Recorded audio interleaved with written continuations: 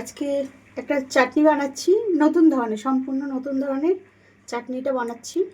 চাটনিটা বানানোর জন্য আমি নিয়েছি আমসত্ত্ব, 200 গ্রাম আমসত্ত্ব, 50 মতন নিয়েছি খেজুর, 25 কিচমিচ নিয়েছি, এই কাজু বাদাম, 50 নিয়েছি কিচমিচ। আর এখানে ভাজা মশলা আমি একটু ব্যবহার করব। মৌরি নিয়েছি, দারচিনি, গোলমরিচ, ধনে, এলাচ আর একটা শুকনো লঙ্কা। এটা আমি মশলাটা শুকনো কড়াই ভেজে নেব। আর ভিডিওটা দেখুন সম্পূর্ণ আমি কিভাবে চাটনিটা বানাচ্ছি। মশলাটা আমি একটু ভেজে নেবো লাল লাল করে, তারপরে আমি এটাকে সিলে বেটে নেব। আমি এখানে মশলার 5 ফোড়ন, কোনো তেল ব্যবহার করব না, কোনো ফোড়ন ব্যবহার করব না। আমি 1 কাপ জল নিয়েছি, এই 250 গ্রাম মতন, 1 পোয়া দুধের কাপ আর কি। জলটা এবার ফুটবে, ফুটতে থাকুক জলটা। জলটা যতক্ষণ না ফুটবে ততক্ষণ আমি এটা দেবো না, আমসত্ত্বটা দেবো না। দেখুন জলটা ফুটে এসছে, এবার আমি আমসত্ত্বগুলো সব ছেড়ে দিলাম। এক এক করে আমসত্ত্বগুলো সব ছেড়ে দেবো।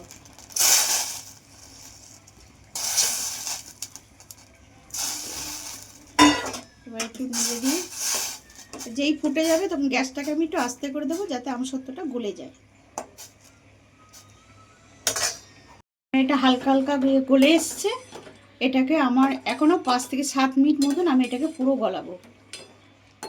গ্যাসটাকে আমি আস্তে করে দিয়েছি, এটা আস্তে আস্তে হতে থাকবে। 5 থেকে 7 মিনিট অবধি হবে, তারপরে আমি অন্য জিনিসের মধ্যে সব দেবো। আচ্ছা, আমি এখানে প্রথমে একটু দিয়ে দেবো এর মধ্যে সামান্য একটু নুন। আমি এখানে কোনো মিষ্টি ব্যবহার করব না। আমি দিয়ে দিলাম এবার খেজুর, কাটা খেজুরগুলো দিয়ে দিলাম।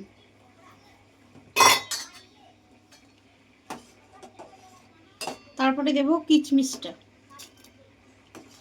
কিচমিচটাকে আমি ধুয়ে রেখে দিয়েছিলাম, কিচমিচটা দিয়ে দেবো। তারপরে দেবো বাদামটা, কাজু বাদামটা।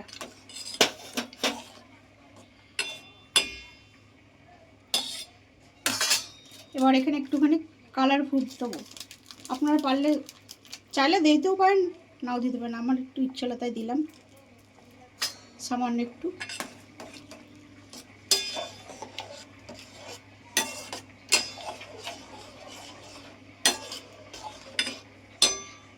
এটাকে আরও 5 মিনিট আমি করবো, ততক্ষণ আমি মশলাটা বেটে নিই।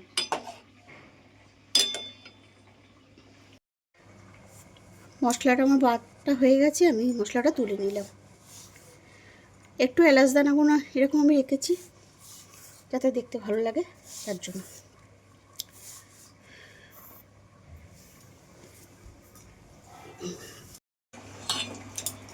দেখুন চাটনিটা হয়ে গেছে, আমি এবার মশলাটাকে দিয়ে নামিয়ে নেব। পুরো মশলাটাই আমি দিয়ে দিলাম। আর আমি কিন্তু একটুকু এর মধ্যে আমি মিষ্টি দিইনি, আপনারা চাইলে মিষ্টি দিতেও পারেন, যাও তো আমসত্ত্বতে আছে, একটু টক টক আছে।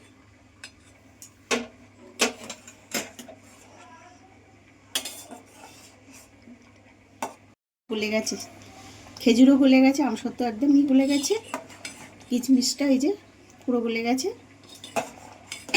এরকম যদি নতুনত্ব ভিডিও দেখতে চান চ্যানেলটাকে অবশ্যই সাবস্ক্রাইব করবেন, লাইক করবেন, কমেন্ট তো অবশ্যই করবেন, বানাবেন, বানিয়ে খেয়ে দেখবেন, তারপরে কমেন্টটা করবেন। সব থেকে ভালো হয় এটা। কেমন হয়েছে, ভালো না খারাপ, আপনারা বুঝতে পারবেন সেটা, যে সত্যি রান্নাটা ভালো হচ্ছে কি হচ্ছে না। না খেলে তো বুঝতে পারবেন না। আমি তো ভিডিওতে দেখিয়ে দিচ্ছি আপনাদের, কিন্তু আপনারা তো না খেলে বুঝতে পারবেন কী করে, তার জন্য বানাতে হবে।